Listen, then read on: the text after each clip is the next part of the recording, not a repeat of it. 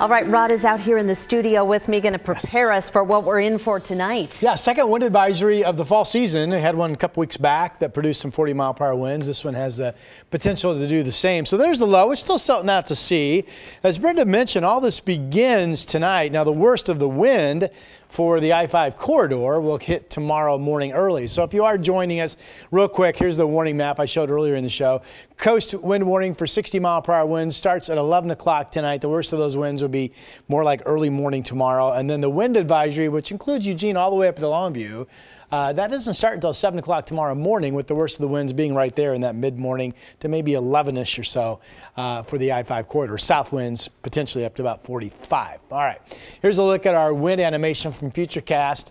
10 o'clock tonight, starting to see some winds first pick up down in Newport, 36 miles per hour. Notice the wind arrows saying the winds coming up from the south, and that's where we typically get our more hefty wind gusts for the valley, because it's uninterrupted wind flow due to the flatness of the I-5 corridor, right? All right, this is what, 1 o'clock overnight tonight. Still not really just typical breezes up and down I-5, but here we're getting interesting. 48-mile-per-hour wind gusts at 5 a.m. That's the main surface cold front starting to hit the coast. And then notice Salem, you're up early tomorrow morning, hopefully watching sunrise, and you can see some 30-mile-per-hour winds starting to pop in the Willamette Valley there. This jumps Salem up to 40 by 9 a.m. And at 9 a.m., the worst of the winds already over at the coast. This does later in the morning produce some 36, maybe 40-mile-per-hour wind gusts up into Portland around 11 a.m. And then quickly after that, we go into the afternoon hours. Here we are at 2 o'clock. Now it's just breezy stuff. The worst of the winds are over, and those winds should continue to diminish somewhat going into the evening. What about the rain? Well, here she comes. 5:30 this afternoon. 5:30 this afternoon. Rain starting to pick up at the coast. A bit of a question mark as to when we really start to get rain up and down I-5. Here it is, 8 o'clock in the evening. Rain starting to move into Portland. We get a heavier wave coming through around midnight.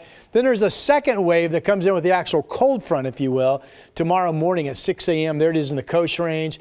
And then during the heart of the morning commute for your Thursday morning, that rain's moving across the area. Well, breezy south winds. That's going to slow down the morning commute. No questions there. And then once we get into the afternoon, mid-afternoon, here we are at 3 o'clock. The worst of the rain is over, and it's scattered showers for the remainder of the day. How much rain are we talking about?